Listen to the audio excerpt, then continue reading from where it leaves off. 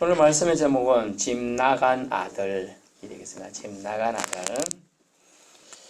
세계는 넓고 할 일은 많다는 책을 쓴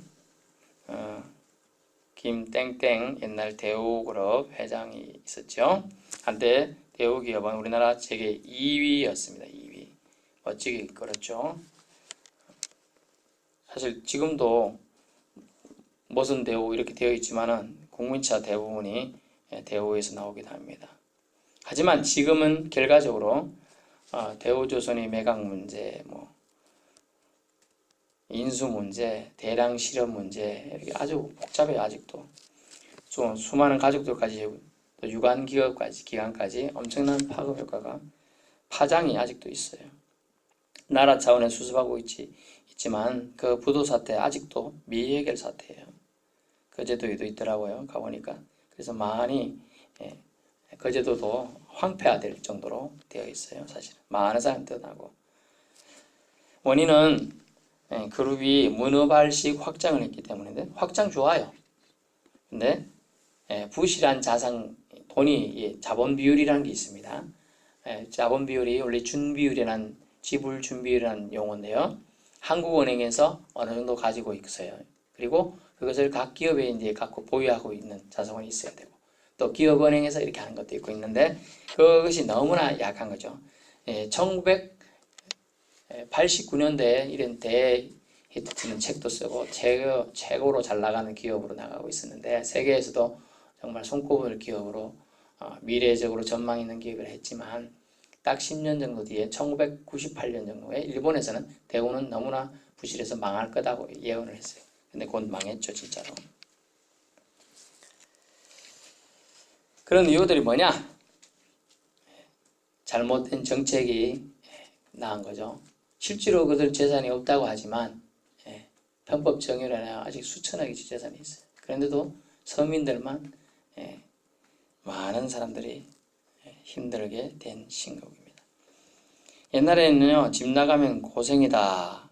앞에 강아지를 붙여서 강아지 고생이다. 이런 말까지 했는데 제가 말하는 건 세계는 넓고 할 일은 많다. 이 책을 통해 수많은 사람들이 비전을 보긴 봤어요. 세계로 나가야 된다. 막 심지어 빚내서라도 세계 구경 가자.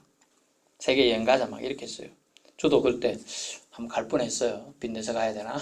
근데 안 갔어요. 돈 없어가지고. 집을 나가본 자 시야가 넓어진다. 말은 사실이에요. 사실인데 큰 힘을 될 수 있는 것도 맞습니다. 너도 나도 세계와 바람 물결로 외환고도 근데 그때 바닥이 나게 되었죠.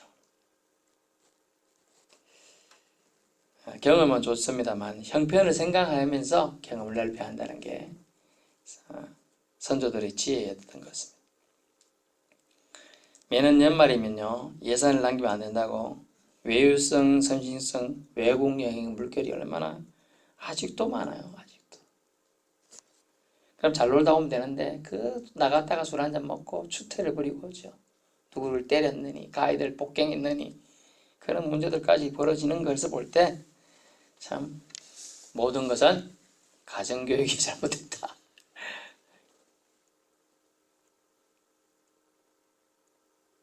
제가 서울에 있을 때 진짜 부자 같지 않은 부자들이 몇 명 봤어요. 참 어떻게 보면 사촌이 땅을 사면 배 아프다는데 배가 아프더라고요. 왜 아팠느냐? 아이 공부도 못해서 고등학교도 제대로 못 나왔어요. 엉망이에요. 그런데 갑자기 그 땅이 그 집이 갖고 있는 땅이 그 옆에 논두렁이 갑자기 엄청나게 올라간 거예요. 20배, 30배 올라버렸어요. 5,000원 주고 샀는데 20만 원 해버리는 거죠. 졸부가 돼버리고 갑자기 막 그냥 부자 행사하면서 어떻게 다니는 줄 알아요? 저보다 한 8살, 9살 어린데 이렇게 다녀요. 그때 20대 애가 차 빡 좋은 거 한 대가 아니라 2대 딱 끌고 다니면서 제가 그걸 어찌 알았냐? 그 집에서 아르바이트를 해봤거든요. 그래서 알아요. 그리고 막 나이차가 제가 많이 나잖아요. 저랑 8살, 9살 나는데 반말을 계속 날려요. 20대가. 저는 그때 결혼하고 있었습니다. 결혼하고 소환이 큰애, 예, 큰애가 있을 때, 작은 애는 아직 없을 때는. 참 황당하죠, 황당해. 뭐 물어보면 한 개도 몰라요. 고등학교도 간신히 나왔으니까. 그걸 뒤로 놨다 그래요. 맨날 사고 쳐가지고. 그런 애들은 이제 나가는데 어쨌든 그렇게 했습니다. 그런데 그런 게 있었던 거예요. 그래서 가정교육이 잘못된 경우는 실질적으로 그 가정뿐만 아니라 그 지역 사회 어디 가서 무리를 일으키게 되어 있어요. 그래서 옛날 속담 뭐가 있죠? 집에서 새는 뭐 밖에 나가서 샌다 그러죠? 네, 집에서 새는 방울이 밖에 나왔습니다. 맞습니다. 그렇게 되는 거예요. 근데 오늘 집 나간 아들 얘기를 제가 말씀을 준비하면서 예전에 집 나간 아들, 저도 집을 나가려고 했잖아, 한번. 근데 안 나갔어요. 내가 나가면 뭐 먹고 살지? 고민돼갖고. 안 나가봤는데요. 여기 보니까 참, 우리는, 제가 또 옛날에 생각을 참, 이렇게 생각을 했었어요. 두 가지 생각을 오늘 하나님 주시더라고요. 저는 한 생각만 계속 고정관념 가지고 있었는데, 말씀 준비해보니까 하나님 한 가지 생각을 더 주셨어요. 잘 들어보세요. 본문에는 어떤 사람이 두 아들이 있었어요. 한 아들은 정성껏 아버지 곁에서 군소리하지 않고 순종하면서 아버지를 도우며 아버지를 섬깁니다. 여기까지만 일단 큰아들 얘기를 합니다. 그 다음에 한 아들은 둘째 아들이죠. 참으로 어리석고 버릇도 없는 것 같아요. 그래서 아버지에게 무리하게 12절 아버지여 재산 중에서 내게 들어올 분깃을 주소서.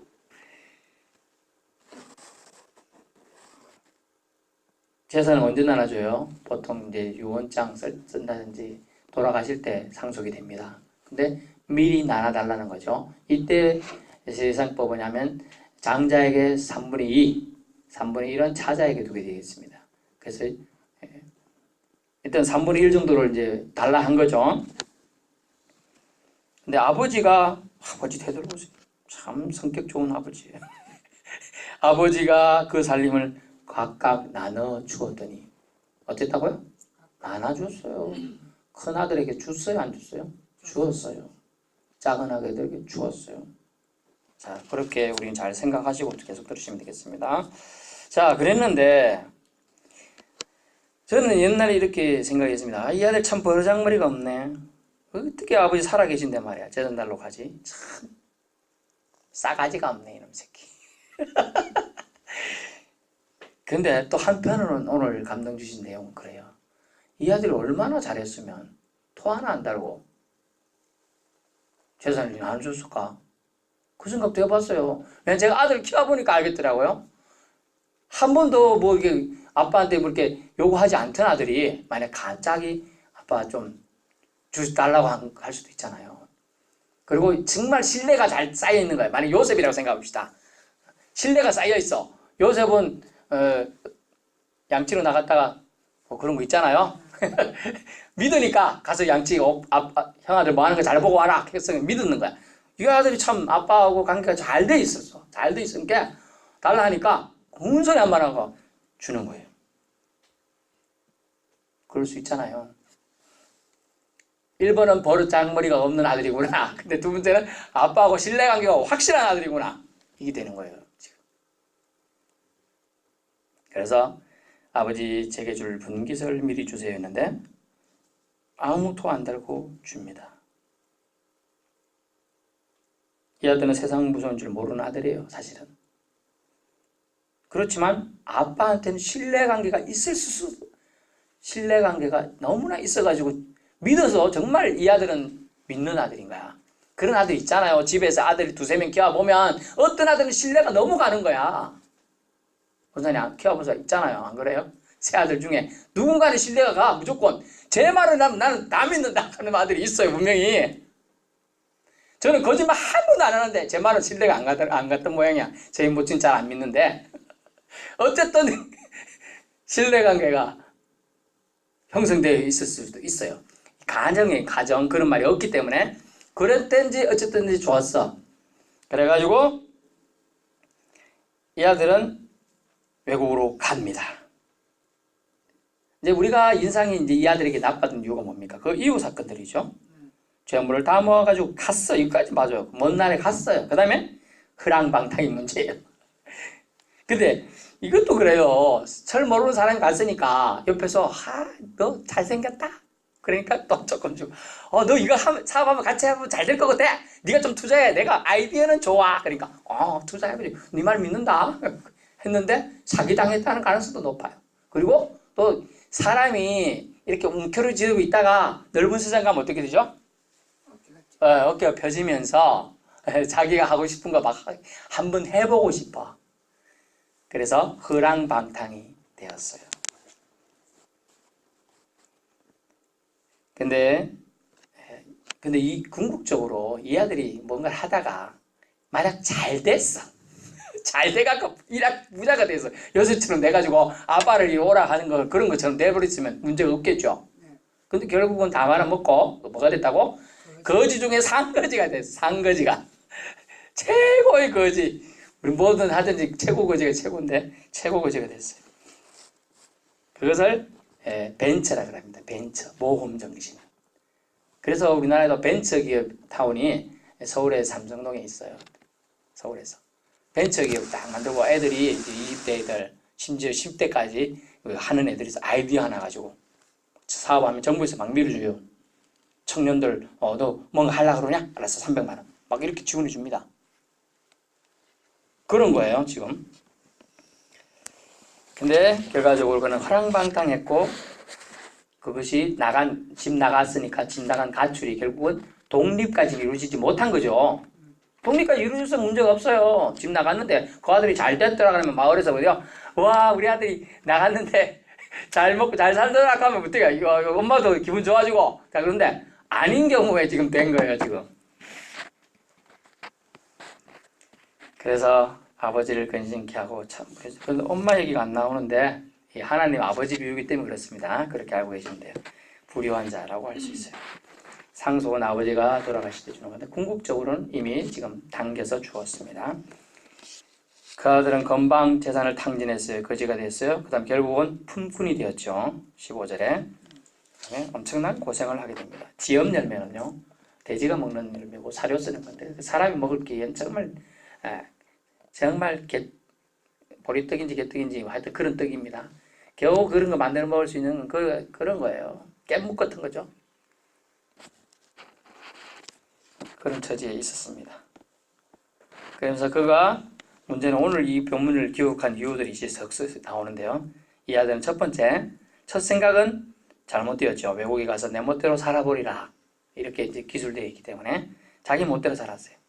그것은 깊지 않은 생각은 누구나 할 수 있다는 거예요. 성도들도 그렇다는 거예요. 예수 믿고도요.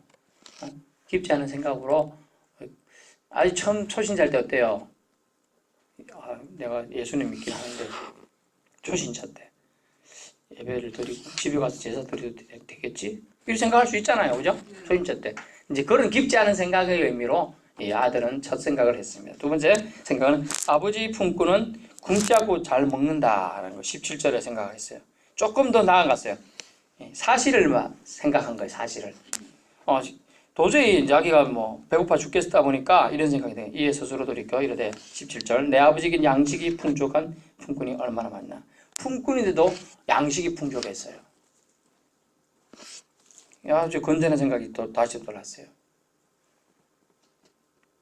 근데 이게 공동번역에는 이걸 뭐냐면 정신이 돌아와서 이렇게 번역되어 있어요. 이제 이 사람이 허랑방탕하고 아무 생각 없을 때는 정신이 나가서 살다가 이제 고생을 해보니까 정신이 돌아왔다는 표현을 써요. 정신이 돌아와서 영어로도 sane, sense 이렇게 되어 있어요. 정신이 돌아왔다, 맑아졌다는 뜻이에요. 세 번째 생각은 뭐냐면 내가 하늘과 아버지께 죄를 지었사오나라고 생각했다는 거예요. 내가 아버지에게 죄를 지었구나 이렇게만 국한된 게 아니고 이제 고생을 해보니까 즉 하나님께도 자기가 잘못했다는 걸 알게 된 거예요. 그래서 회개가 된 거죠. 회개하고 있는 진심이라는 게 느껴집니다. 깊은 생각이 더 하게 된 게요. 반성이 담긴 생각이죠. 자각인데요. 자각, 스스로 깨닫고 돌아오게 됩니다. 세 번째 생각이었어요. 그런데 이 아들은 첫 번째 행동은 뭡니까? 돈을 달라고 외국 놀러 간 행동에 잘못되었죠. 그럼 두 번째 행동은 본문에 보십시오. 일어나 아버지께 가서라고 표현하고 있어요. 그 다음에 20절에 이에 일어나서라고 해서 행동을 한다는 거예요. 이게 잘못된 거 알아도 여러분 가서 직접 사과하기 쉽지 않아요. 저도 잘 안 되더라고요. 우리 말싸움에 지는 거 아주 싫어하거든 제가. 그래가지고 예전에 뭐 중고등학교 때 초등학교 때 친구들하고 싸우면 절대로 말싸움 안 져. 이길 때까지 버티고 이기다 말싸움하다가 집에 옵니다. 그 다음에 자면서도 열받아갖고 잠을 못 자. 내가 이겨야 되는데 말싸움을 하다. 이런 생각이에요. 근데 지금 이 아들은 건전한 생각을 돌이키고 나서 자기 정신이 돌아오고 나서는 어떻게 했느냐? 이에 일어나서 진짜로 행동을 합니다. 우리가 어떤 잘못을 했으면 직접 가서 사과하고 관계를 회복하고 이런 행동이 필요한데 잘 안 한다는 거예요. 아이고 내가 잘못했구나 미안하다 이런 생각을 합니다. 전화해서라도 그렇게 해야 되는 그걸 안 한다는 거예요. 잘. 근데 하나님 그걸 하는 걸 원해요. 이 사람은 갑니다. 일어나서 아버지께로 어땠다? 돌아가니라. 갔다는 거예요. 돌아갔다는 게 중요하다니까요. 어서 돌아오 어서 돌아오. 주님의 품으로 돌아오는 게 중요하다는 거예요. 일어나서 돌아갑니다. 아버지께로 갑니다. 결과적으로 어떻게 됐어요? 아버지는 멀리서 아들을 보게 되죠. 알아봅니다. 그래서 다른 우리가 좀 전에 제가 집 나간 아들이라 얘기했지만 다른 데서 제목으로는 이런 아들을 되찾은 아버지비예요. 원래는 아버지예요. 아버지에 대한 얘기인 거예요. 이 아버지는 아들이 2명 있었습니다. 마다도 재산을 받았습니다. 근데 뒷부분에 보시면 안타까운 얘기가 나오죠. 아버지, 저는 저 물에 막심한 저 둘째 아들만 가가지고 참새들과 함께 삼켜버렸는데 그 아들을 위한 송아지를 잡으면서 나는 아버지 옆에서 한 번도 잔치를 해본 적이 없습니다. 이러면서 투덜투덜대요. 그래 아버지가 말하면 너는 항상 나와 함께 있었고 내 것이 다 네 건데 뭐 걱정하느냐.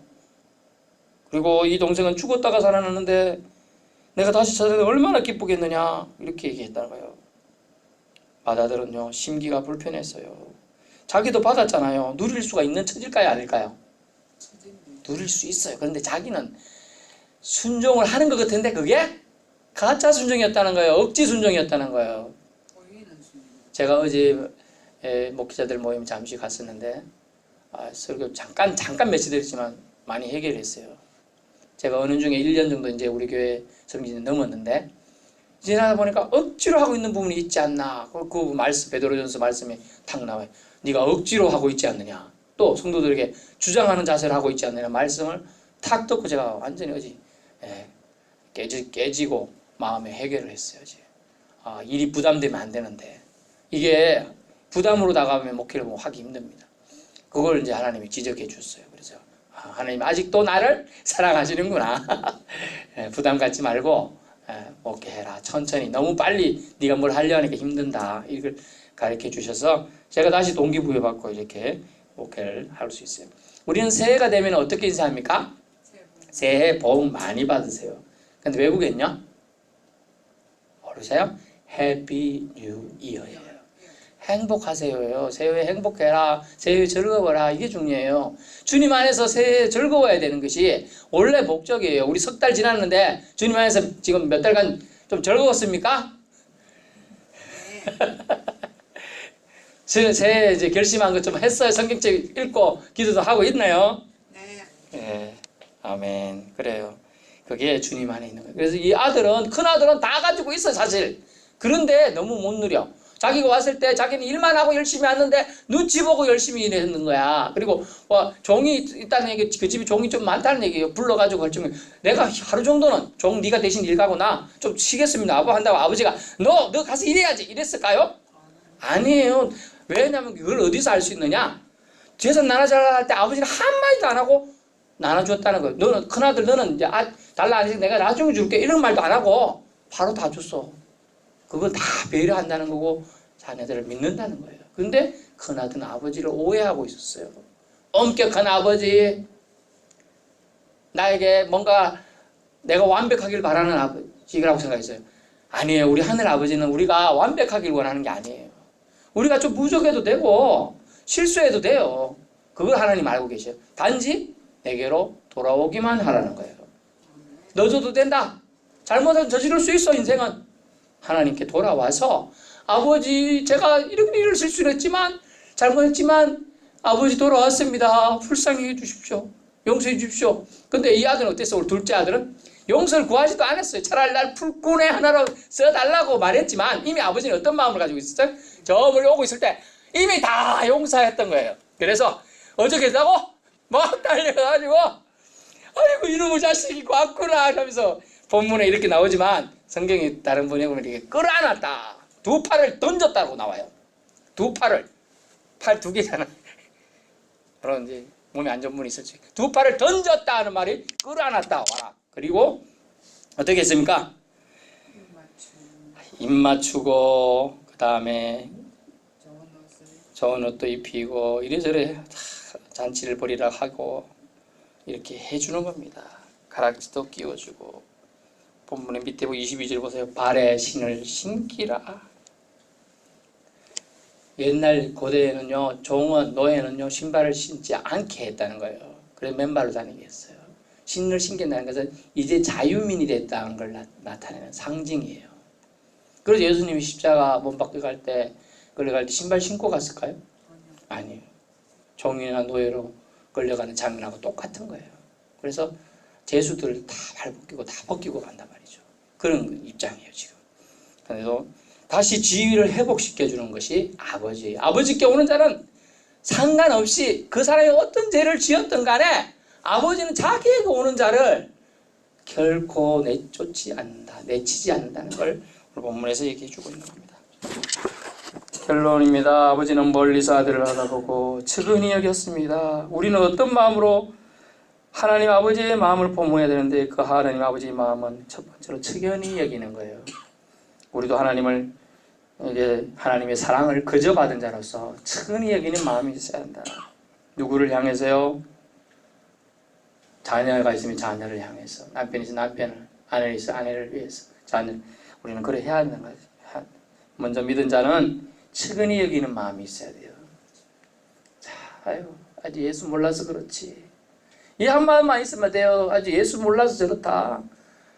내가 예수 믿는 나는 구원의 즐거움, 기쁨이 있는데 예수 믿는 게 부담감이 되면 안 된다는 걸 제가 좀 전에 제일 비유를 통해서 말씀드렸잖아요.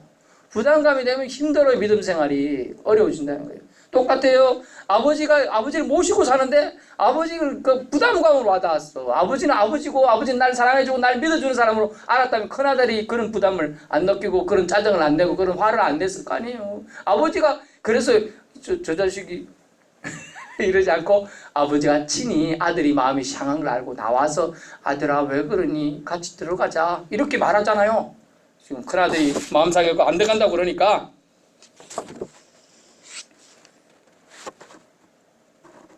그래서 무엇을 말하고자 합니까?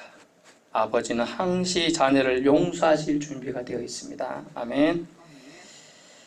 아버지 마음이 하나님 아버지 마음이에요. 오늘 본문을 통하여 알 수 있습니다. 자녀는 회개하고 아버지께로 돌아오는 것이 중요합니다. 집 나간 아들은 집으로 돌아와 평강을 누립니다. 예수님 안에 있어야 주님 주시는 모든 복을 받아 누릴 수혜자가 될 수 있는 거예요. 집을 나가지 않은 아들도 아버지가 부담으로 되면 안 된다. 믿는 생활에 믿은 신자들 경우 믿는 것이 부담이 되어서는 안 된다는 거예요.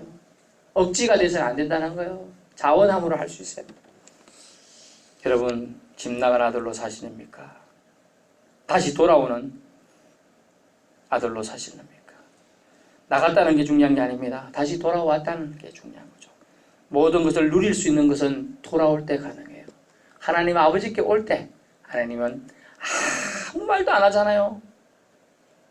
이놈의 자식 나갈 때는 언제고 돌아오냐 이런 얘기 하지 않았어요. 그냥 그저 와라 안아주고 그 한마디 필요 없잖아요. 안아주고 잔치를 열어라 이 한마디가 아버지가 얼마나 아들을 사랑하는지 알겠죠. 우리 하나님도 우리를 그렇게 사랑하고 계신다는 거예요. 그렇기 때문에 저와 여러분을 위해서 예수님을 대속제물로 내어준 줄 믿습니다. 기도하겠습니다.